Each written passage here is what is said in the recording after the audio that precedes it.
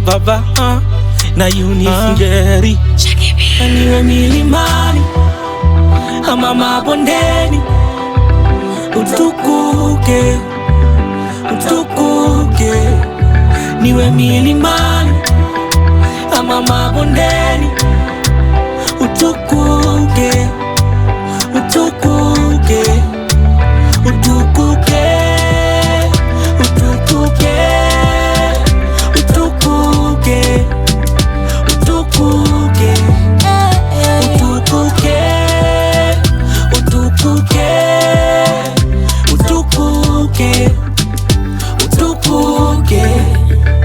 Mimi nimechagua, nachagua kuimba, nachagua kuimba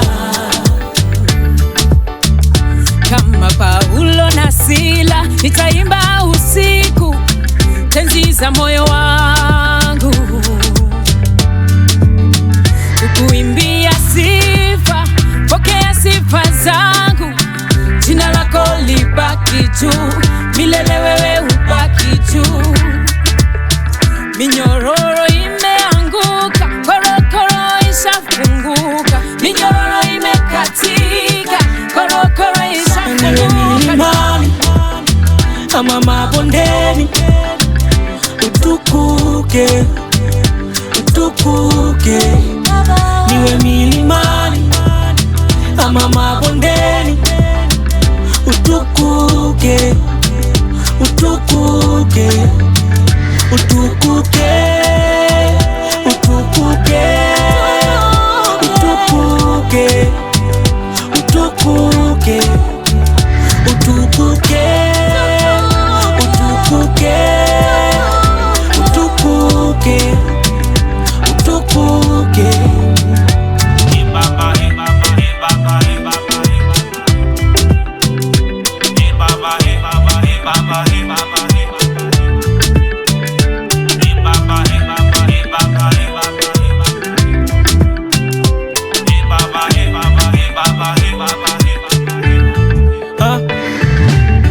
Si kwa nguvu wala majeshi,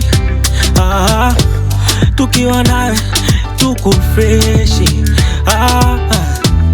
bila manguvu wala majeshi, tukiwa nawe Yesu si tuko freshi. Istaki kitu leo, pokea sifa leo, si mashida leo, pokea sifa leo. Leo minaishi kwa neno lako, tuniko fiti kwa uwepo wako. Leo minaishi kwa neno lako, tuniko fiti kwa uwepo wako. Niwe milimani ama mabondeni, mabonde, utukuke, utukuke. Niwe milimani, milima ama mabondeni, utukuke, utukuke, utukuke, utukuke, Yesu, utukuke, utukuke, utukuke, utukuke, utukuke, utukuke, utukuke, utukuke.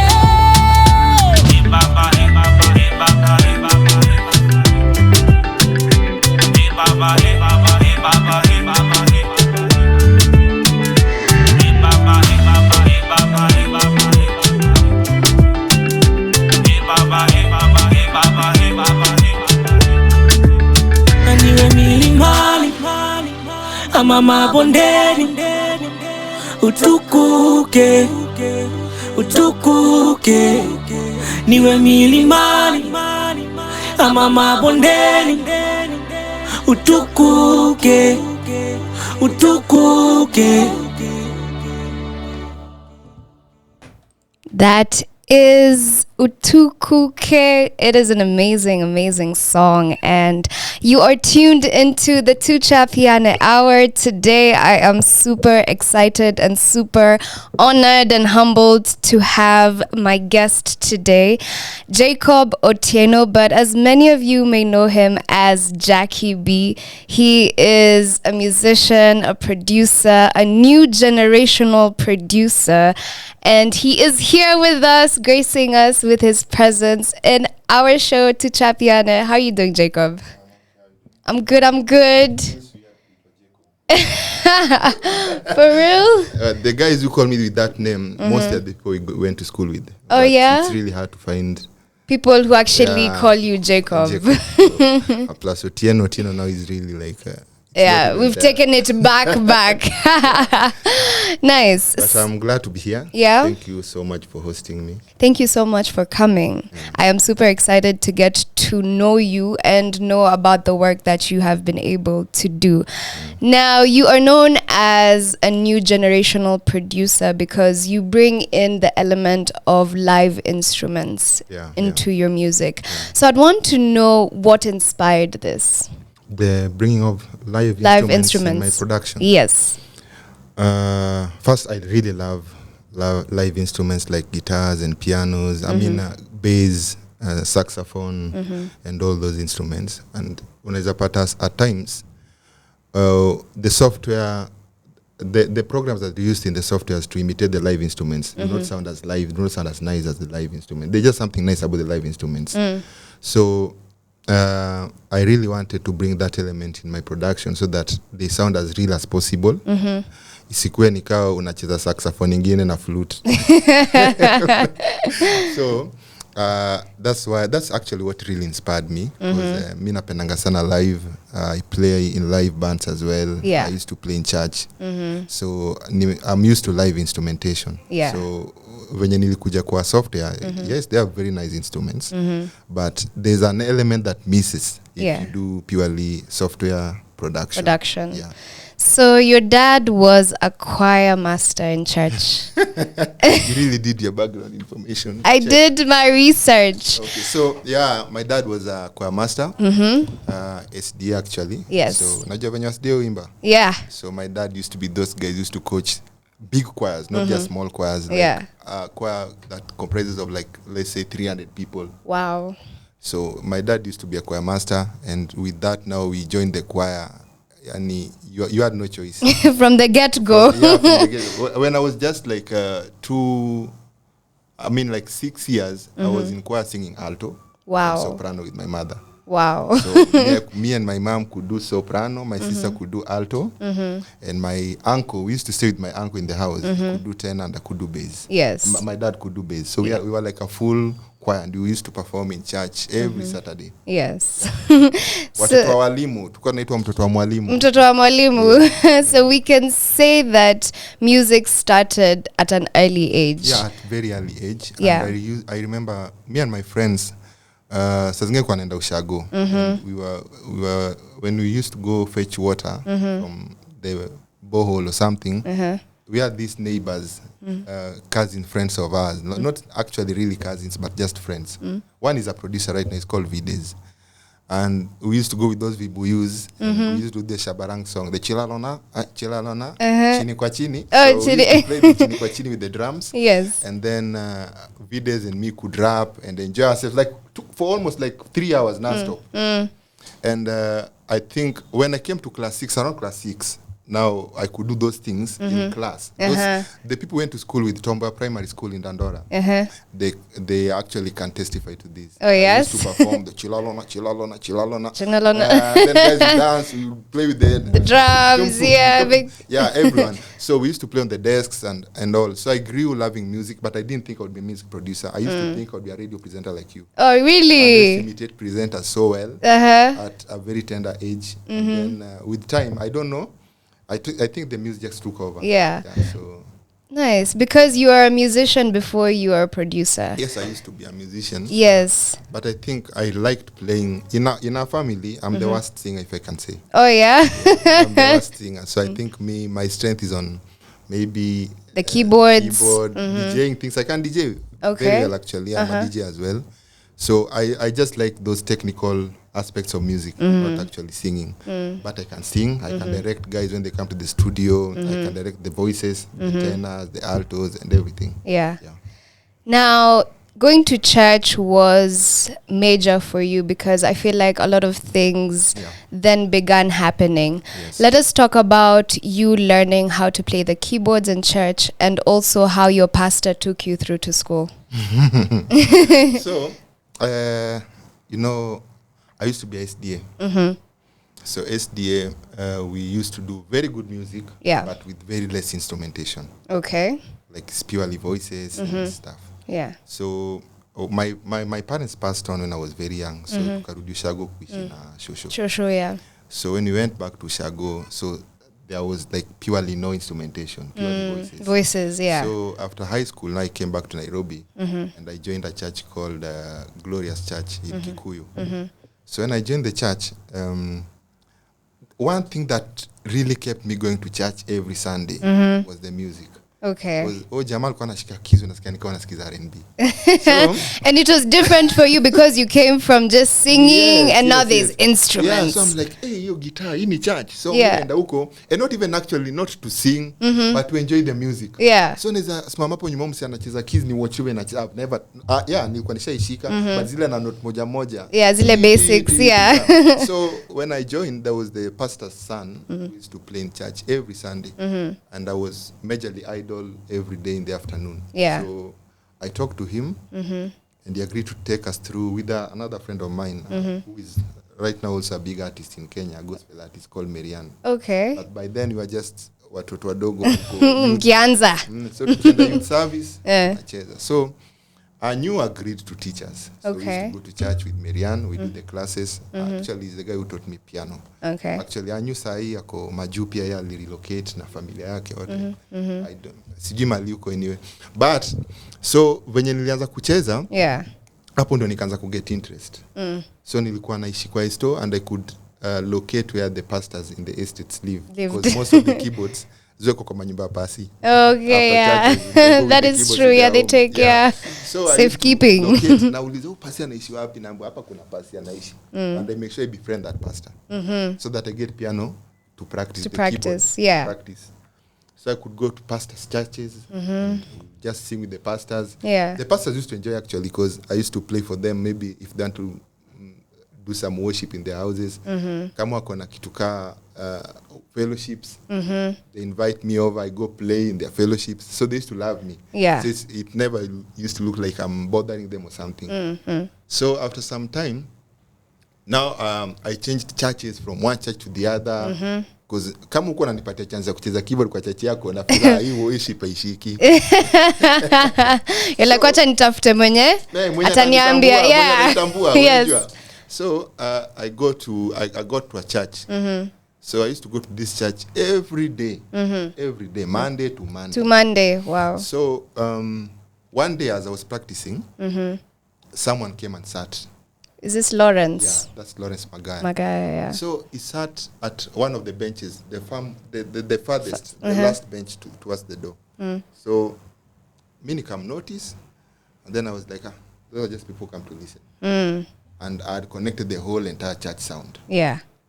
So, and I was solo. So I connected the microphones, the keyboards, everything. Yeah. So as I was singing a song that I had composed, he came and sat there and he asked me, I've never heard of that song.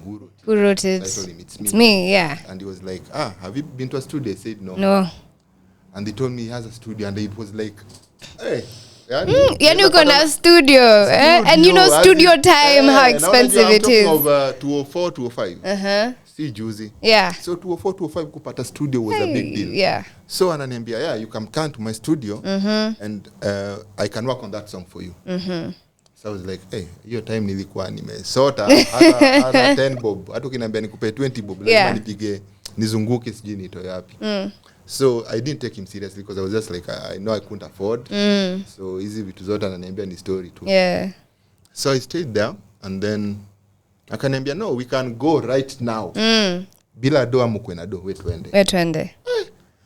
Shout out Lawrence. Yeah, Lawrence Magael LPC. Yeah. So nikafunga church. Nikarudisha vitu kwa pasi. Unajua ni zile speaker kubwa so kurudisha vitu. Nikitia 5 minutes. Yeah. I sat there and waited for almost 2 hours. Wow. I returned everything, then we went to his studio. And for the first time, I saw a studio. I saw actually how venye sauti ya mtu inaingia kwa CD. Yeah. Kwa nashindwa sauti ya mtu inaingiaje kwa hiki kitu. Aje, what's the process?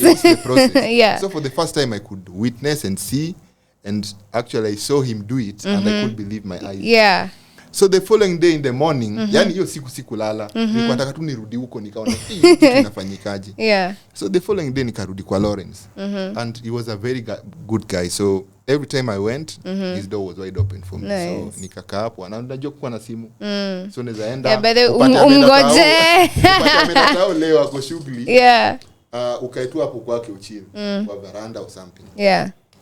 Come. So he used to like me as well because I could help him with the playing of the pianos, instrumentation. He was not very good with piano and chord work and all those things. So he used to appreciate so much, and I also go around. Nice. So after some time, we did the first single called Wanipenda. That song was called Wanipenda. I would not want you to play it. Really? But it's that's the first song you recorded. You went. Yeah, and everyone around Kikuyu town knew that song and they loved it. Oh, really? Yeah. So how did they know about it? I used to go to crusades. Oh, Chances to to perform. Okay. With rallies, churches in the afternoon, perform in the churches, and the guys would sing along. Yeah. And after the churches, I used to have the CDs with me, so I could sell lots you of go CDs. and sell, maybe every afternoon after performances, I could make like 20 CD sale or something. Wow. So unaweza pata hao watu 20 leo umeenda kwa church umeuza CD 20, wameenda wamecheza huko home. Yeah. Wameshika. Those days there were no YouTube. True. So kama uko na CD, that's what you do. That's how you sell yourself. Kama uko na CD 10 watasikiliza wachoke wakekele yangu wasikize.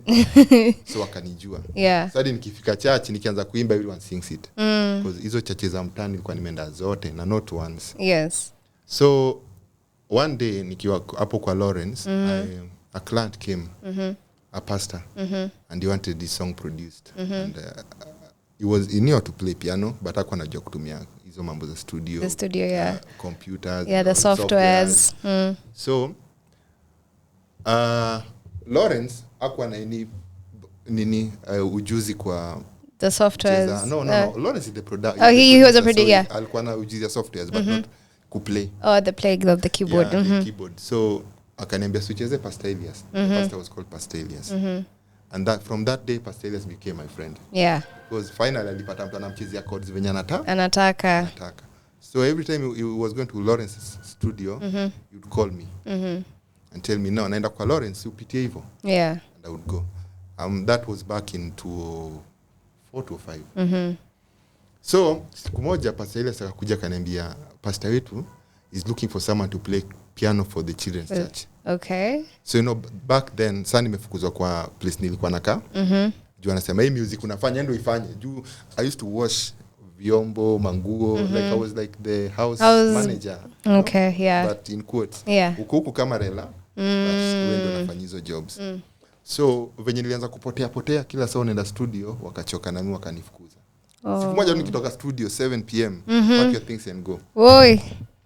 And I left. Yeah. And one of the clients took me in. Okay. Uko kwa Lawrence. Yeah. Ndio uko kwa Lawrence sana. So I used to be very funny. So guys used to like me. So apart from production, they liked hanging out with me. Yeah. So unapata after stations, we would go for walks, just laugh and go. So nikiambia nimefukuzwa, come home. Yeah. So nikaenda. So by the time I was meeting Pastor Elias, I had no place to stay. Okay. So Pastor Elias took me to the pastor, and the pastor was like, you look like a sharp man.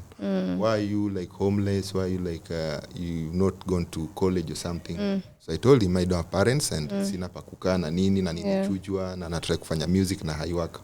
Actually, I didn't tell him about the music. I just told him that. And he said, can you play piano? Yes. And then akaniambia, now from today, because you don't have a place to stay, you'll be staying with Pastor Elias. So we moved in with Pastor Elias. Pastor Elias, yeah. Usifikirie kwa Pastor Elias kwa nyumba big, ilikuwa nyumba inatoshana na hii studio, like one room, two kagasi kwa hapa, at least alikuwa na gas. Gas iko hapo kwa kona, kabedi kwa hapa. and you see my boys hizi taka kulala na boy, so I used to sleep hapo chini kwa floor. Kwa floor, yeah. So nikachapa shughuli hii church almost 6 years. Wow. Wewe ni wale watu wenye kukiona crusade na speaker. Naelewa? Yeah. Wewe ndio wale watu wenye anything ikihappen, hata kukwenda ni women's meeting, ni sijizo za church za women's the meetings, yeah. You have to be there. Hata kama wewe si mwanamke, as in you have to go do you the connections, yeah. you have to play the piano with Pastor Elias and all. So after like 6 years I was taken to school. So within a period starting to stay with Pastor Elias, yeah. and these 6 years yo period of 6 years Pastor alikam kujua mimi mnoma kuproduce. He had Pastor Elias' album and he was like, who produced it? Pastor Elias told him it's Jack, and he was like, no. So before then aliniambia, wewe unaweza taka kufanya course gani? Anything as long as I go to school. Akaniambia nataka kuwa address. Nikamwambia yes, nitakuwa anything. Yeah, anything, yeah. Salon ni shuke wa masijani. Whatever, yeah. So I was ready for anything. So after some time akanipeleka, akaniambia utaenda shule ya salon, yeah. Hizo mambo za beauty and all. So me I was game. So after some time nimesikia umeproduce Pastor Elias na ni poa sana. Why don't you do music production? I was just like, hey. Now you're speaking. Now we are speaking my language. So yeah. After like a few other years, like 2 years, like nilikaa kwa hiyo church nikifanya tu hizi mambo za mikono. It took me finally to school. Yeah. But because I've been working with Lawrence for so long, and he had taught me a lot. A lot, yeah. So when I got to school, it wasn't as hard. I did the first term. Yeah. That was paid for by the church. Yeah. But after the first term, mwalimu alikuwa zile za, hey, bro. The teacher is becoming the student. I mean, the student is becoming the teacher. Yeah. Hizi vitu najua.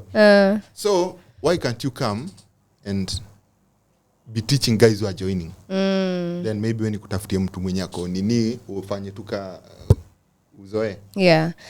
And this was African Digital Media? No. That was Winton House of Music. Okay. At Yaya Center. At Yaya Center, okay. So I did music production. Within the first term nikakuwa mwalimu. So my first job. Okay. So ule pasi alinilipia fee one time, but nilipa hiyo fruit, hiyo nini yote, hiyo labor yote, nililipia nayo. Yes. And then nika join, nikafanya. So with that, so do you know, I don't know whether you've heard of someone called Hazy, no. Hazy used to be an artist as well. Mkitambo. So Hazy alikuwa huyu mtu mwenye muziki zake hazipenyi sana, lakini anajuana na kila mtu. Yeah. You know those guys who can really manage but actually are not very good artists. Artists, but yes. I think they can manage artists because they know all about the industry. Yeah. So he used to be my friend back then in Kikuyu before sasa nianze kuproduce.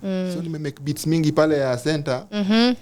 Unajua lift za center zinakuanga glassy. Yes. Like you can see. It's transparent. Yeah. So nikiwa kwa hii lift naona Hazy na Danko, yeah. Any time ya tabina. So unajua wenyewe time Danko alikuwa big na Owen. Yes. So naona usi ni Danko na Hazy wanafanya nini ya yeah. So siwezi gata kusalimia Danko. Naelewa? Yeah. But at least Hazy unamjua. Yeah. So nikasalimia Hazy.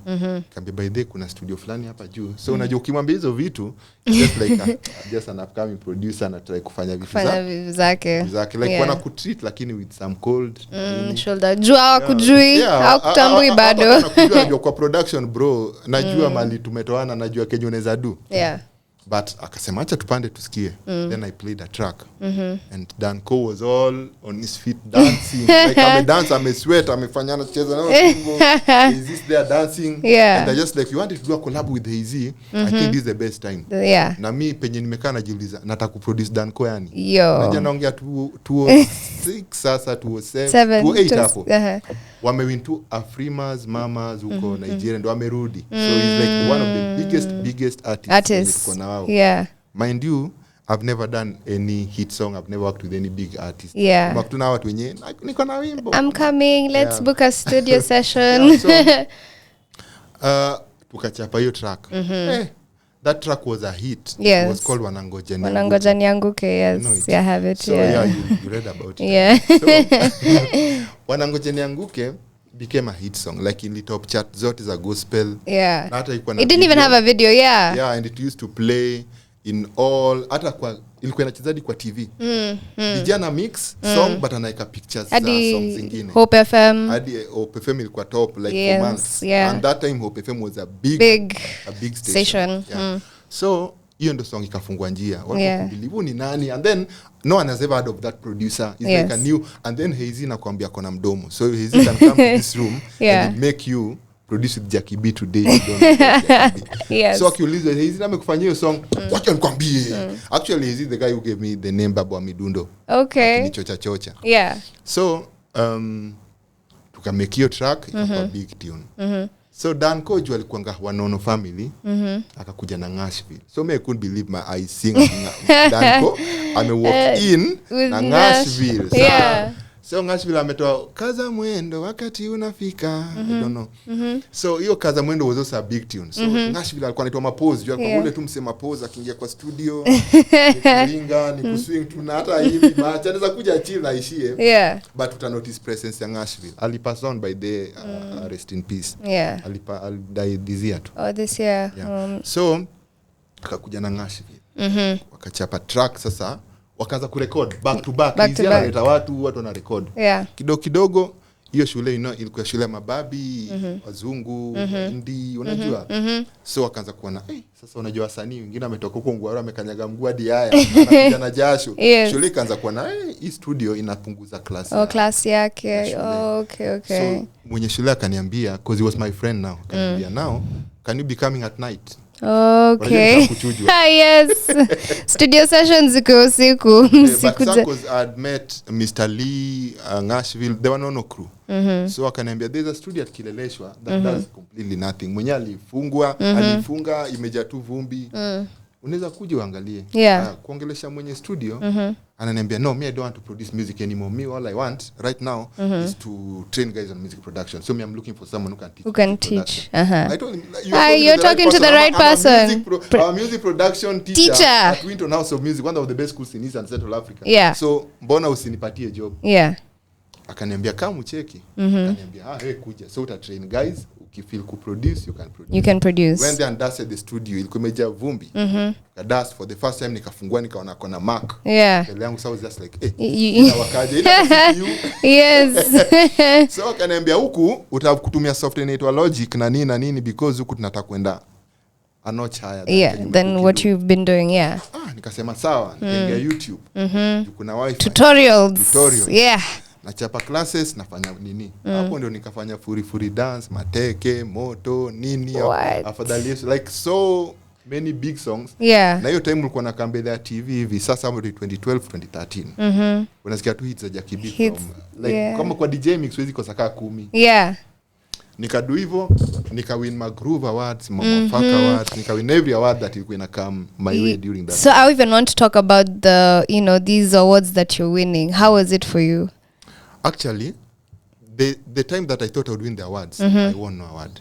Really? And I remember there's a time there was the award ceremony at Ngong Road. There's a church at Ngong Road. And the guy was announcing the producer of the year. He said the nominees are this and this guy. And the winner is, and the whole place shouted, Jacky B. And then he said Billy Frank. I hope Billy Frank is listening. Ilikuwa kitu very evident. All yote ili shout Jacky B, akasema Billy Frank. Na watu wakaboo. Hiyo siku nilienda home, nikajua nimewin.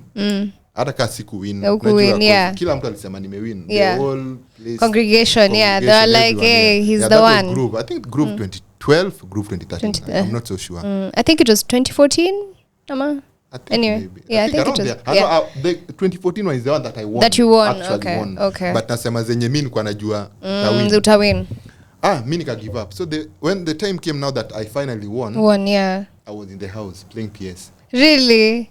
It's group tena, mi siendi hizo awards. So liko umesema mi stand up with the Kodida playing PlayStation. We were playing FIFA. So nacheza FIFA, naangalia simu yangu na watu wananiambia congratulations. Congratulations for what? Alafu by then my wife currently back then we were still dating. Michelle. Michelle. So akanitext akaniambia niaje? congratulations. I'm so happy for you. So alienda group. Alienda. Uliacha hapa ukicheza PS. Nikamwambia tafuta mabeshte zako mwende. So wakaenda nimewin. So that's the first time I won. But before then kwa nimewin Mwafaka Awards na hizo zingine. Hizo awards za gospel karibu zote. Zingine wanakata kutunominate, wanasema leave the chances for the upcoming producers. Yes. Yeah, which makes sense.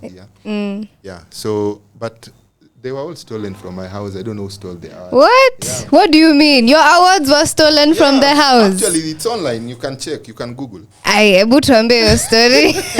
What do you mean? I really can't say how it really happened because mimi siku moja nimekaa sito. Naona kuna kitu iko isito. Najua angalianga awards zako ati award yangu iko. Yeah. Unaipolish the next day. So siku moja nauliza saa by then kwa fiancé wangu. Awards zangu ziko wapi? By the way, where are your awards? They were like 4. Yeah. Tukauliza assistant wangu alikuwa anaitwa Sabto.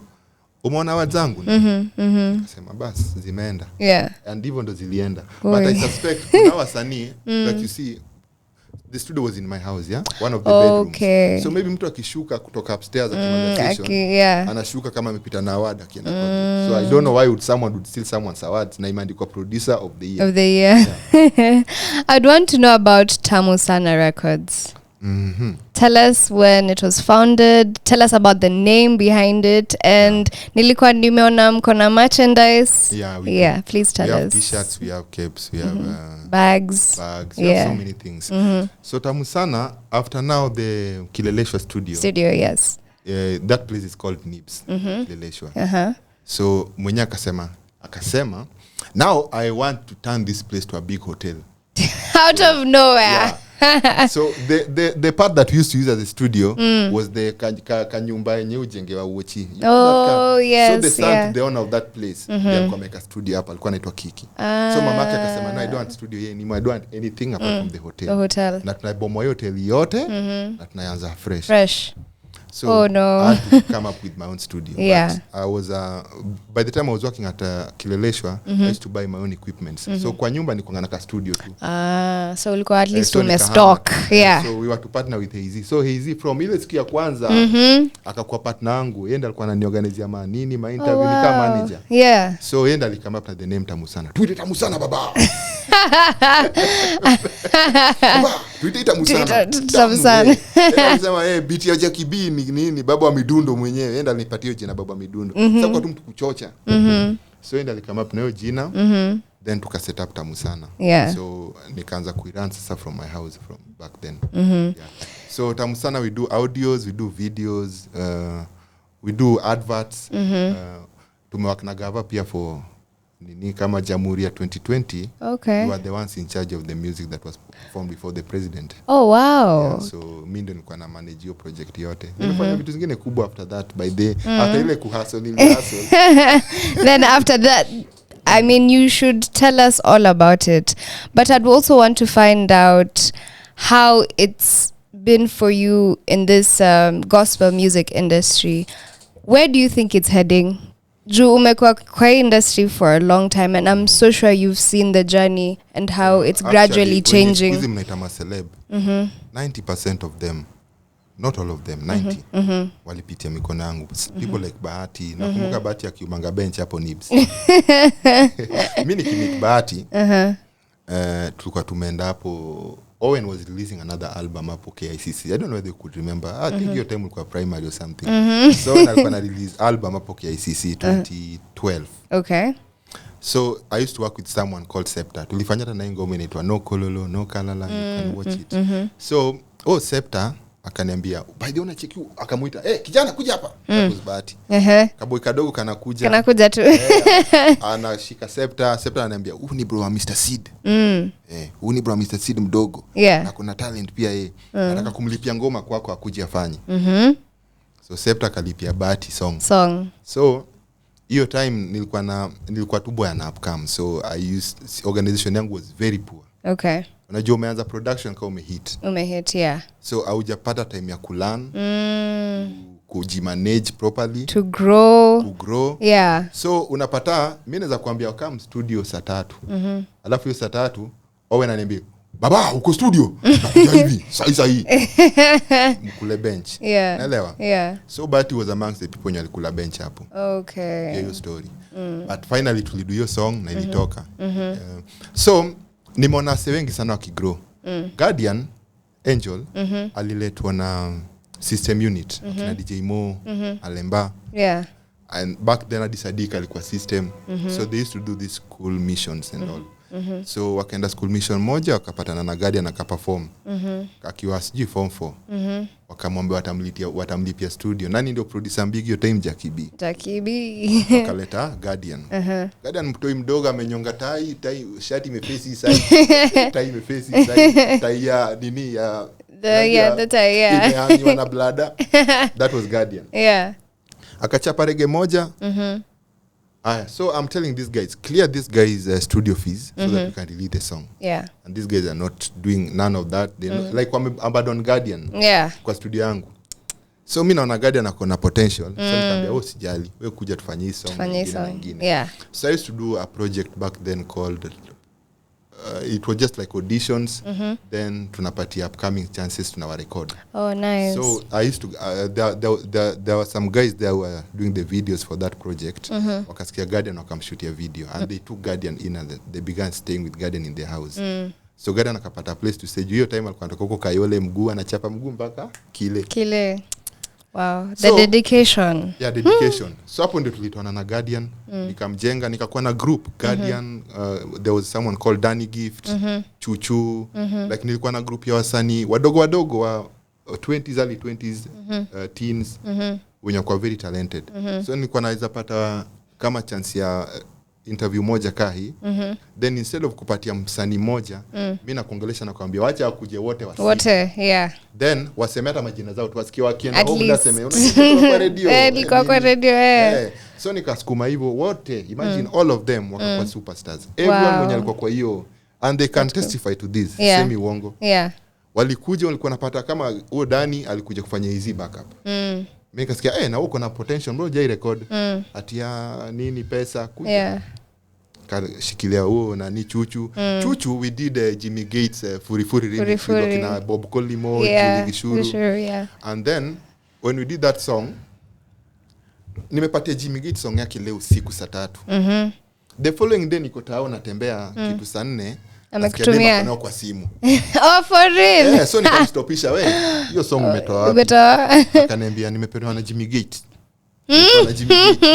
nikamuuliza na Jimmy Gates mnajua naje ati comes to a church nini alinitumia song unaitwa nani mimi naitwa Chuchu sawa Chuchu so mimi nikienda chuo ananiambia na wewe unaitwa nani unanistopisha kwa barabara kama mimi naitwa Jacky B karibu a faint what so nikamuuliza mbona umefurahi hivyo ati am an artist mimi utaka sana kuimba sipata chance Chuchu venye alikam studio akaniambia sijaisikia dem Kenya hadi saa hii mwenye kuna vocals kama za Chuchu so pia yeye nikamshikilia all those people you can Google them wako na very nice songs on YouTube Guardian mnamjua Redemption kuna few people wanamjua Danny Gift was a big name mpaka sijui amechezea wapi akapotea but bado yuko niliwa raise but hiyo time venye nilikuwa na push all of them were very big artists na sai tena kuna vitu zilindiscourage along the way nasaidia msee wanafika mahali alafu anakusahau so wakishafika unajua hiyo time ana hata studio fee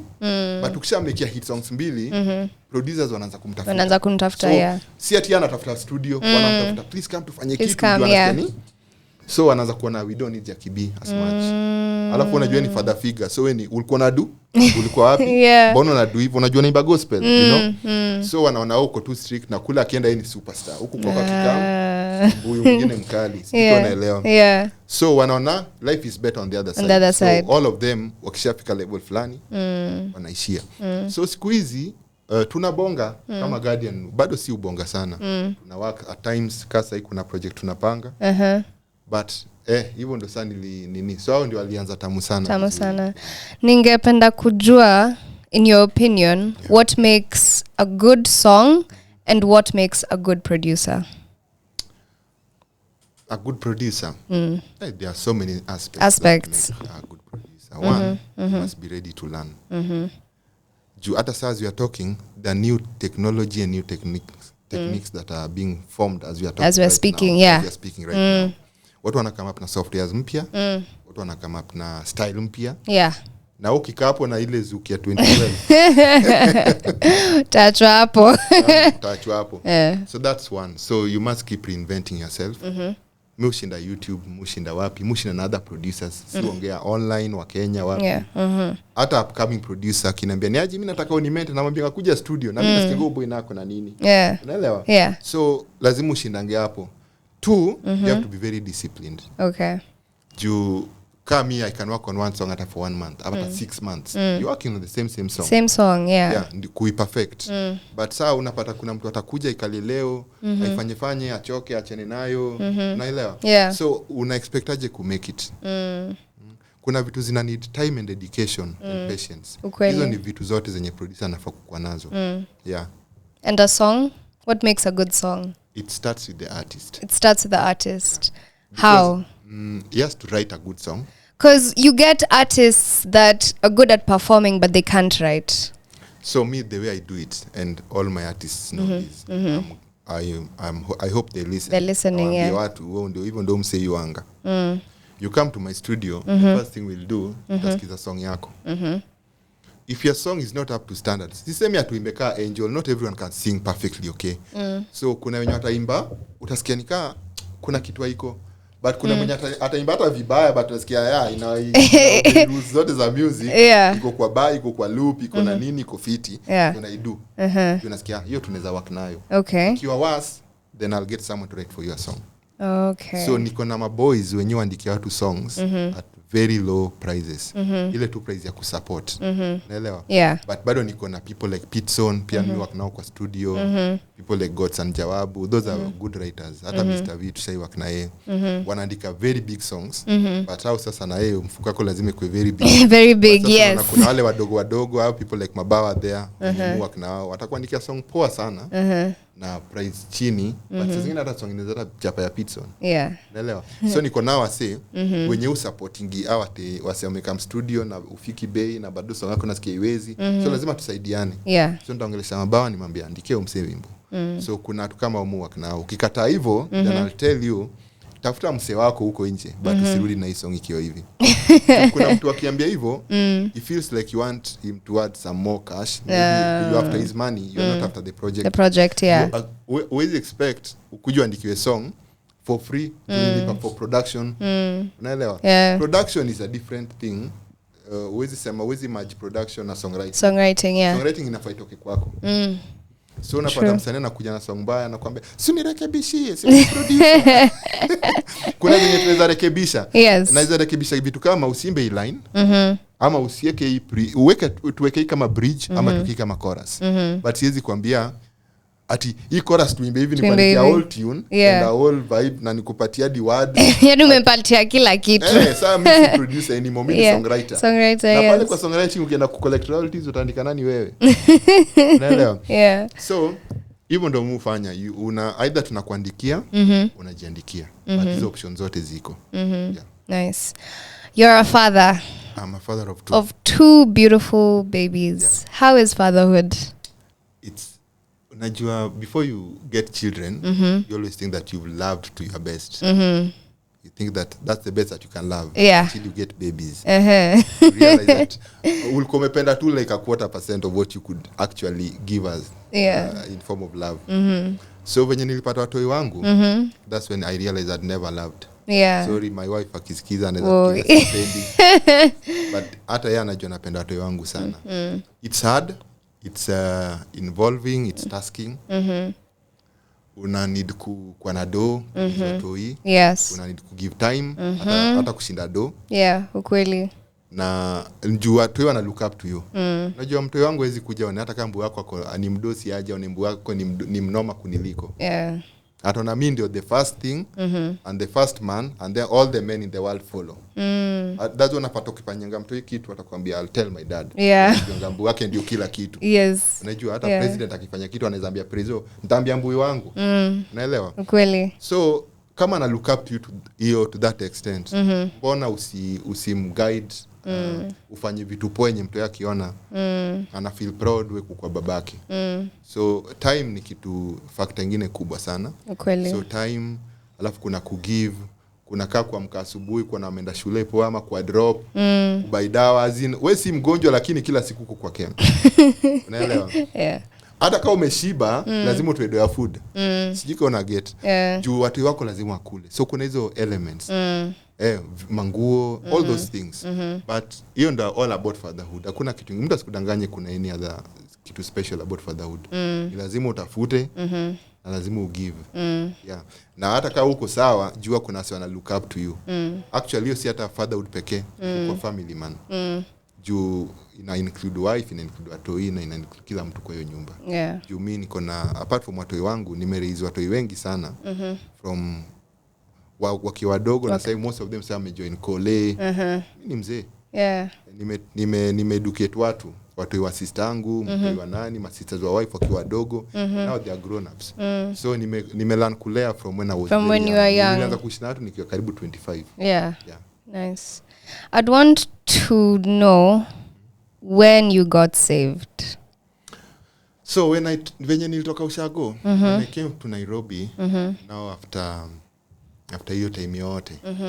So when I came to Nairobi, so when we went to that church with good music, actually the worship, the worship aspect of nini hizo mambo za muziki na nini, ilifanya nikaokoka. Okay. Juu ilikuwa inanipeleka kwa hizo my emotions, my moods. So it was the music. So anasema kitu kama unajua umekosea Mungu ama umefanya nini, unajua kama uko kwa hiyo mood. Yes. And then my aunt that I used to live with, alikuwa ule mtu wa every day mkitoka church.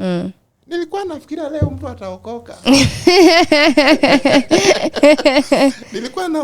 mtu ataokoka.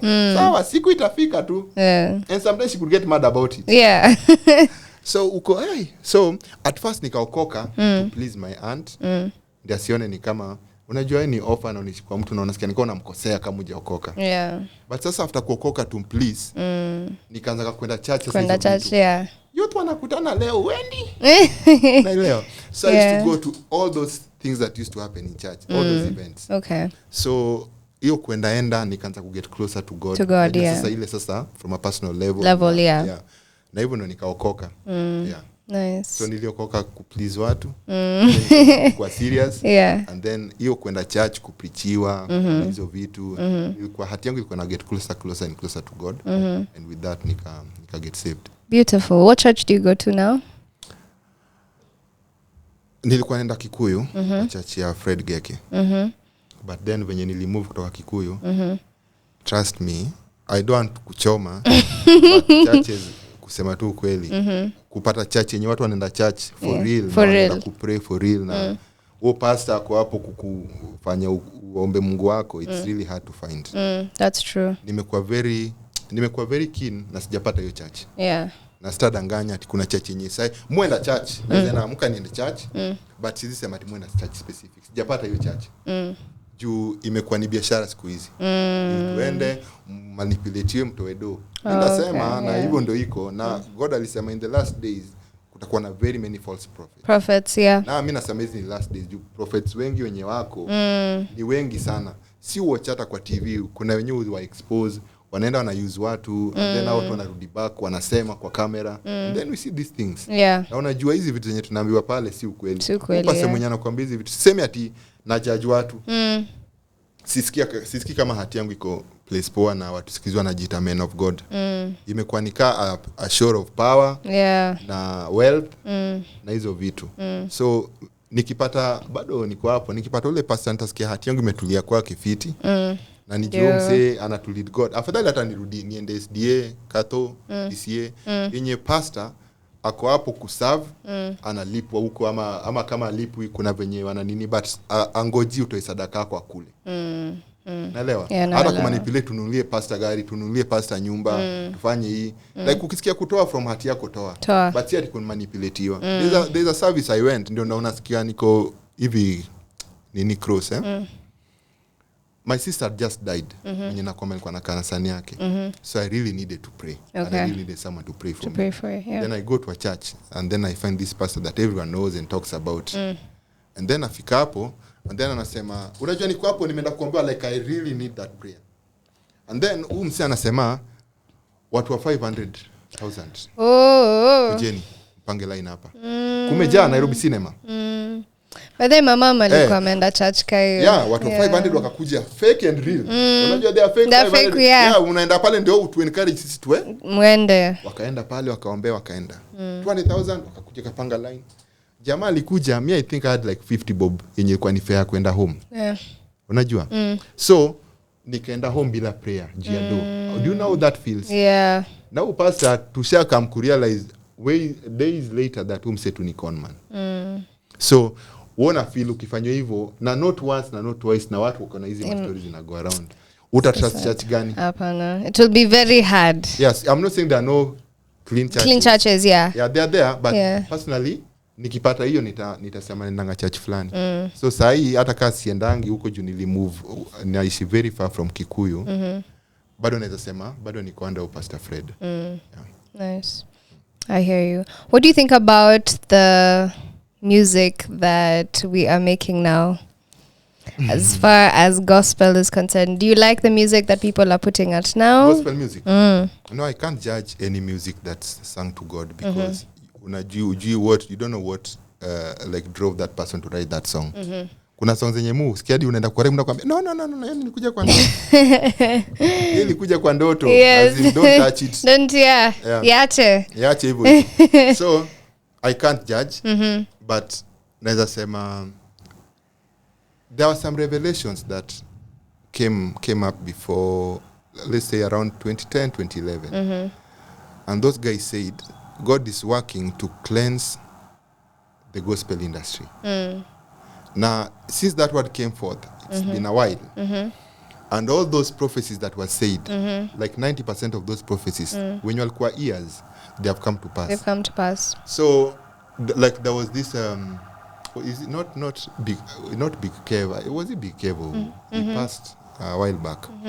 Yadi alikuwa kwa hospital bed yake, aliita wase kadhaa na kaongelesha. Na akasema unaona wase wanaimba sahi, God atakuwafagia karibu wote, alete jeshi mpya. Na wenye watayumba kwa hii kitu, kwa hii transition na wabaki, by the time hiyo kitu inaisha, hao ndio watabaki. Na kutakuwa na new generation. Na mimi naongea kitabu sasa ku mention names. Okay. Watu wamevuka boda. Yeah, so many. Watu wamevuka boda. So many. Why do you think, and is it right for you to start singing gospel and then transition to secular? Like, I don't know. Of course, it's not right before God, because mimi najua wengi kwa hiyo wenye wame transition, actually the two major ones. Yeah, the two major ones. Those guys, hao ni wase God amewa raise hivi na mikono yake. Kusema ukweli, God amewa raise hivi na mikono yake. Anawalisha, anawalipia studio. God, because hao sasa wanatoka huko Madhare wapi, hawana anything. But sasa ukisha kuja ufike mahali upate tu deals kadhaa nini, upate do, unaona you don't need God. I have me and I'm okay. Unajua? Yeah. So I think God haizi kuatia na furahia kitu kama hiyo ikihappen. Ukweli. Yeah. So hiyo ndo kenye mimi naweza sema. Jua mali umetoka. Na urespect Mungu. Na penye unaenda. Two, unezaje niambia it's good to come from God to the other side, as in it can never be right. So whether I think it's right, it's a big no, it's not right. Yeah. I'd rather ukayapo struggles. We all struggle. True. Najua? Yeah. Mimi sisema mimi ni perfect. Ati sasa mimi sifanyangi dhambi. But nitafanya dhambi, nitaanguka, nitaamka, nitaoga. Nitarudi kwa Mungu niambie pole nilianguka na ni stick up gospel. Unaelewa? Yeah. So hiyo ndio mimi naweza sema. Juu hao maboys mimi sitaki kusema. Mimi najua kama wase wengi sana walikuwa wanafanya, hata mtu amekaa studio na hebu niimbe song yako, anaanza kuimba kama huo msee. Sijui kuna niget. Like wana look up to huo msee. Huo msee sana. Hadi amevaa kama huo msee akikuja studio, anataka kuwa huyo mtu. Nikajijui. Hiki nataka nikukua ule msee. Ule msee. Naimba kama huyo mtu. Amevaa kama pose zake ni za huo msee. So ukiona huo msee ametoka amerudi secular, ule boy mwenye you looking up to yeye anaenda wapi? So alivuka na wasee wengi sana wenye walifeel it's okay to do that. Yeah. Na wakaanza kufanya hivyo.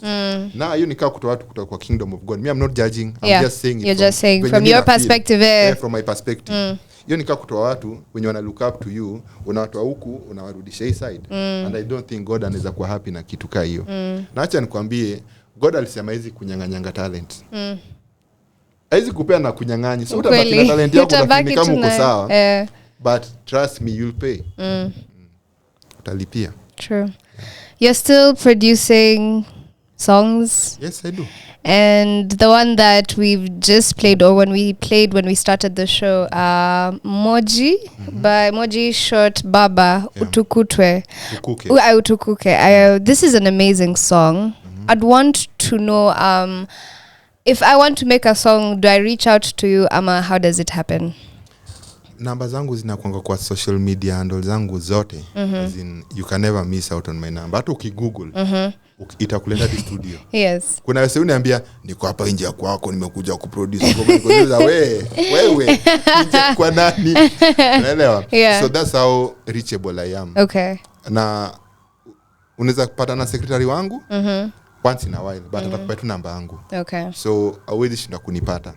Ingia Instagram Jacky B producer, TikTok @JackyB producer.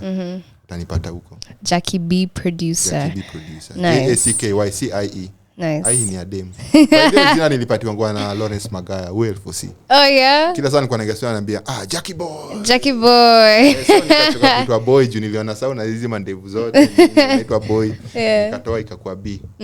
Juu hiyo ndio ilikuwa ishaenda. So ndivyo ndo nilipata Jacky B. So Jacky B producer. Nice. Going forward, what are we to expect?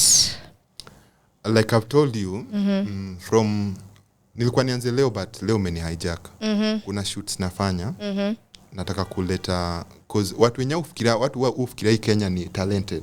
Not the talented ones, yeah. Watu meet wenye ni very talented hawajaisikika. Na watu maproducer na watu wenye wako huko juu, is our time up? Na wenye wako huko juu, taking time kuraise wase wengine. So nataka kuanzisha hiyo project yangu yenye napatia upcoming chances, napatia tracks pale Instagram, pale TikTok. Ukifunga unapata recording deal, skuma. Nice. So ni wewe ufunge. Okay. So hiyo ni one thing, and of course kuna a lot of music coming your way. Tunawakia albums na several big artists around. So a lot of music is coming. Music. Nice. Okay. Plug us with your social media handles and where we can be able to find you. Yeah, on TikTok, Jacky B producer. On Instagram, Jacky B producer. Facebook, BT Jacky B. Ama Jacky B Beat Genius. Nice. Thank you so much, Jacob, for I'm gonna I don't know. Okay, Jacky B, thank you so much for gracing us with your presence. And just salimia bibi yangu.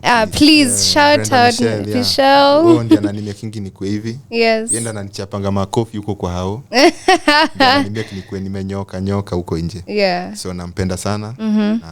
Ungie pale pia utampata. Ukinipata utampata kwa I was actually stalking her. She's very beautiful. Yeah, she's very beautiful. Seems like a very nice lady. Hata hapo TikToks, I see those funny videos. Yeah, we do a lot of comedy on TikTok. Yeah. Actually yendo juzi alikuwa ananiambia umeenda comedy sana. I want you to start posting things that things to do with music production. So enda akakama up na hiyo idea, tumeanza kuishoot na soon utaanza kuona hiyo fruit pale. Okay. So ukikaa ni wewe ni msanii nitakuwa nakurushia track, unafunga. Ukifunga na vocals kali, kuita studio tunafunga vizuri. Okay. Thank you so much, Jacky B. Thanks for hosting me. Thank you so much, guys, for tuning into the Tuchapiane Hour. It has been amazing getting to know Jacky B. And make sure that you go follow him. This has been it. Follow. Until tomorrow, same time, same place. Take care.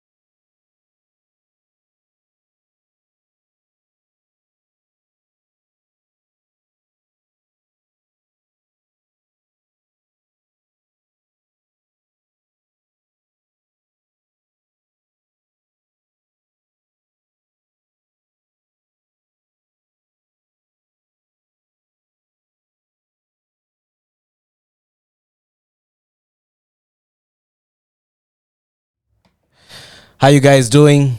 Welcome to the To Laugh or Not to Laugh show with me, your host Kakonyo Gathemba. Today I'm joined by my co-host Maina Munene. What's up, Maina? I'm good, and you? I'm good too. And my guest, Amandip Jagde. Hello, Sasrikal Sareno. Long live Sidhu Musewala. All right, that's Gujarati. That's Punjabi, actually. Punjabi, okay. Do your research. Okay, I should. Konyo. I should. No, it's because you always have so many Gujarati references on stage. I don't know why I just assume. It's Punjabi. All Punjabi. of them are Punjabi. Yeah. No, because I've heard you say something about Gujarat. Like you had a joke that, Yeah. but you're Punjabi. 100%. 100%. Okay. Yeah, we wouldn't know if you are. We would- By the way, yeah. we would just I go wouldn't. with what, But you know, whatever it is. if Maina Munene did it, Okay. your co-host, Yeah. I would have understood. But if you thought I was more cultured. You, because I've told you before. True. guy just forgets. I don't know. I don't know why I mixed it up. I don't know. Do Gujaratis also wear the The turban. yeah? Not on daily life, but Okay. only maybe like when they're getting married. Ah, okay. because when they're getting married, they want to look like a king. Okay. But as well, like, why only on your wedding day? Yeah, Why don't you as look we're like a kings king every day. every day? Okay, Yeah, okay. man. That's cool. That's That's cool. why I don't like Gujaratis. Yeah. Hashtag, Pretentious, eh? yes. Just Their food is very oily, bro. oily, bro. Really? Oily, Oh, I swear shit. to God. Okay. And you know those are like, okay. You know when we want to eat savory food, Okay. we put salt in it. Yeah. Gujaratis like put sugar. They're like sweet toothed people. Like Okay, even their okay. lentils have a bit of sugar in What? it. That's To me, weird. that's a bit weird. And, That's weird. What the It is heck? delicious, Okay. but it's like finding out how the sausage is made. Okay. I don't eat the sausage, but it tastes delicious. Okay. Yeah. So I'm guessing even their naans and chapatis have a bit of sugar. No, not No? really. Actually, the chapatis are very thin, Okay. like paper like. That's why they're all weird. skinny. Okay. Like the ones we buy at the Kibanda. Those the- ones. No. Those ones are thick. They are way Really? thin. Those They are ones way are- thinner, man. When it comes to chapati game, Yeah. I think the Kenyan chapati is the perfect, Is S tier. S tier. You know, S tier, is it's it? better than A tier. Okay. You guys Yeah. don't play video games. No, not really. Gakonyo, even you. I don't play. Not anymore. Me Not doesn't anymore. expect me to play. But you, bro. Not anymore, dude. Because the games are too expensive to keep. Because I can't play the same game. You have to buy new ones all the time, and I can't keep up with that. So yeah. Because I thought of getting a Wii, Nintendo. No, which one is it? That new Nintendo Switch. Yeah, the Switch. But then the games, that's where they make the money from. So yeah, each game is 2,000 or something. How much? Hey is it? man, Exactly. Work hard, play hard. Yeah. Gakonyo is what I tell. Yeah, so I need to work Is what hard I tell fast. people like you. Yeah, so first I need to work hard, and then I can Stop play hard. Your problem is that Yeah. you don't work I don't hard work enough. hard. Yeah, so that's where the problem. Okay. So how was your weekend? I'm trying to remember because you know. Because your I memory don't is wanna not. s- Yeah. I don't know. I just had a comedy show Okay. at Wildly Cafe. Well, okay. I had fun. Nice. I was on stage for 20 minutes. 20 minutes. Nice. and Nice. then that's a big deal. Yeah. You know, you don't get a lot of stage time, so that's a bit of practice. Okay. I guess I did okay. Yeah. I don't know toot my own horn. Okay. But I can. I was there. I can toot the horn for you. Man. Let's just say I did You- okay. yeah, but yeah. there were also my friends were there who did fantastic job. Okay. You know, Stan Yeah. was hosting. Yeah. Shiko Shiko. Waidaka, you were bulleting. Yeah. Gakonyo, by the way. Yeah. Hey, you get. Yeah. How was it, by the way? Let me ask you a question. Yeah. How was bulleting, by the way, if you're um, listening and you don't know, is when a comedian goes Yeah. First in the First. lineup. Yeah. So he's yeah. biting the bullet. Biting the bullet, yeah. So I was basically there to warm up the crowd before these guys came on, and the first joke went well. So I thought, this is a good. But after that, every other joke was like I was climbing a mountain that I created because most of my jokes were dirty, and I guess they weren't warmed up and opened up enough, so they didn't feel comfortable laughing around other people at dirty jokes. But I think the last joke sort of killed, so I was able to leave the energy at a good place. So That's yeah. not how I remember. Okay. I'm gonna get banned on my own show. No, he That's blinked good. twice and I knew he was lying. I knew. Shit. Okay. Oh yes, but also yeah. Akau Jambo was there. His Yeah. He's from South Sudan. Very Exactly. hilarious guy. Yeah. And then we had Latif from London. Doug Mutai, who was also part of the lineup, Yeah. and Master. Yeah. Similar fates. Hey, no. Yo, you can't say that. Yo, I didn't do well, but I didn't hey, say don't. exactly. Yeah. I said similar.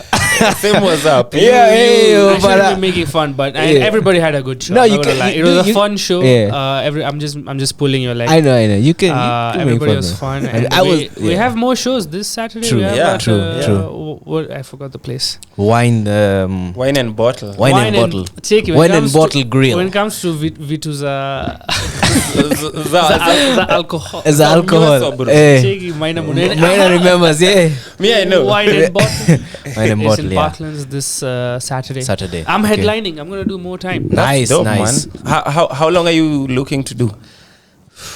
This is a tough question because I want to do long, Yeah. but like I want to people have paid money, Yeah. and I want to give them a good maybe if I'm doing an hour, for example, Okay, I want to okay. give them a good 1 hour. Okay. But if I don't have a good 1 hour, so I'm in a dilemma. Okay. If I don't have a good 1 hour, I'd rather give them a good maybe 30 even. At least Yeah. money is what you'd rather have Quality good quality Okay. over right? quantity. Okay, Exactly. okay. Yeah. But then I feel like the only way to get good at doing 1 hour is Yeah. to do, because that's how I learned It's how to just do to do 5 the- minutes. exactly, Is to yeah, do yeah, 5 yeah. minutes. Yeah. So I guess 1 hour. 1 Yeah, hour. okay. Always what I'm thinking, but let's Yeah. let's see. Yeah. There's no But contract. you've done more than 1 hour. Yeah, man. I think 2 times before. You did Yeah. I've watched you do it 2 times. an hour 18. You did. an hour 18. I think Yeah. an hour 20. I think Yeah. that's my longest set. Okay. But like when you see like professional comedians. Oh, like, yeah, okay, like okay, the okay, ones okay. we aspire to be. Okay. Like international, Yeah, because you're professional. You just maybe. I Yeah, guess. I yeah. guess. But maybe you see, let's give the best of the best. Because if you're not here to be the best, why are you Exactly. even here? Yeah. Exactly. You're Exactly. You're not here for the Mm. right reasons. Okay. Mm. I don't know. I have a boxer's mentality. I guess. Yeah. Like Dave Chappelle, bro. His 1 hour Mm. is tight. Oh, yeah. Bill Burr's Yeah. 1 hour Oh. is Yeah. tight. Yeah. I mean, of course, they've been in like doing it for like 20, 30 plus. Bro, Exactly. Even Yeah. longer than Yeah. we've been alive. Yeah. But still, like if you're gonna compete in that Yeah. area, because digital, we're competing with everybody. Mm. Yeah. Mhm. So if you're Mhm. gonna compete with those people, like I guess I'll just do it and Yeah. figure it But out. isn't that 1 hour like a product of like a loose 1 hour and then you tighten it? Yeah, yeah, Mm, yeah. and then you have like eventually you have like a tight 1 hour. Yeah, I guess True. everybody has a Yeah. different way of building yeah, it. yeah, Like, yeah. so I hear some people build 20 minutes Yeah. and then they put it to the side and Yeah. they build another 20 okay. minutes. Yeah. Okay. Okay. And then they okay. do the 40 together. Yeah. Yeah. But I guess that's also a good way. But I think there's a 15-minute set that has its own vibe. Like Okay. everything is like in a thread. It's thread. It's thread. Yeah. Same way, an hour, in my opinion, Mm. Yeah. that's how I want mine. Is like it's threaded. It's not that I'm picking a joke from here. Yeah. now and Okay. then Okay. I want there to be like a theme Okay, around it, like exactly. something. Like it's a special 1 hour set. Okay. Okay. And, like a movie, basically. Nice. Yeah. Nice. So like a movie has whatever. I'm not saying one big story, but Yeah. there's Yeah. the nice things Okay. to lead from one subject to the other. Yeah, like nice. it flows seamlessly. in a Yeah, way yeah, that- yeah, that- yeah. Okay. Okay. Yeah. And so now, what messages do you want to pass on through that special, that theme that you want to Like, build? like of course religion is one of the subjects I want to tackle, because Okay. I feel like a lot of people don't want to talk about it. So Yeah, it's like yeah, a big yeah. like I can say anything. Yeah. It's hilarious because Yeah. nobody here is tapping on True. that. So it's True, like, true, gold true. mine no one is going towards. I'm like, but this is so much fun Yeah. in religion. Yeah. But maybe it's because they know the consequences of talking bad about that's or what- just making fun and of you're religion. free of those consequences Exactly. because you don't believe in. Yeah. I guess, but when it comes to religion, there's very little chance of getting away if you do it badly. So that's what I feel like is the trick. Like I'm gonna do it until True. I figure out how to do it in a way that's funny, Yeah. but smart, and people don't get offended. And if they get offended, yeah, should die, bro. Okay. Yeah, That's but- it's a joke. It's Okay. everybody. But gets if it. it's funny, it's funny. If Then it's funny, as long as it's funny, I Yeah. won't feel bad. Yeah. Like Yeah. that, I laugh at you and Exactly. you're crying at me. I'm like, Yeah. oh, but it's Okay. hilarious. Okay. I'm Okay. getting it. Okay. Okay. That one, then That's probably I'll definitely talk about my parents. 'Cause, Okay. I know you have a good. See, you know, on that, mine yeah. when the sources of your stress are a very good inspiration. Yeah. For jokes sometimes, and Manze bana. Oh yeah. and you know anything. I like being goofy, so I don't know animals and stuff Okay. like that. I really don't know, but Yeah. that's what I'm saying. I've only done it twice. Okay. So Okay. it's gonna take. Of course, for me to be as tight as them, I have to Yeah. even because I have to even do it longer maybe. Exactly. Because Yeah. our industry is not as strong as theirs. They get to practice every Exactly. day, build up. Now We- they go on the road, Yeah. try so many different cities. That's what. Yeah. But you know maybe that vacuum in our industry is making us churn out more new material. True. Because think about it, you know, maybe you're in America and you're a comedian. You're building this 15-minute set. You're doing it. This is what I hear. Yeah. I've never been there. Yeah. So this is all hearsay. Let's just say. Okay. But okay. Darren, a comedian told me from America. He said he usually just take your 15 minutes and you keep doing it for like maybe a month or two, and you're doing it like every day. The same 15. And in a month, we just because we have to do a new show nearly every day, we are kind of forced to come out with new material. Yeah. Because the audiences keep returning, and you gotta do the same show again. Otherwise, they don't come back. Yeah. So I guess that kind of forces us to write new material more, which maybe is an advantage in its own way. True. It's forcing us to be clean at the first go. I mean, clean. What I mean is funny. Like it's a clean. It's clean joke at the first go. You're forced. Yeah. True. Like you don't have like enough room to just like experiment a lot on the same joke in the sense that you have to like get it right in the shortest. Oh yeah. Time Because possible. the audiences return. Yeah. And then if they Makes hear the sense. same joke twice, they're like, this guy's keep doing the same jokes. I'm not coming back. True.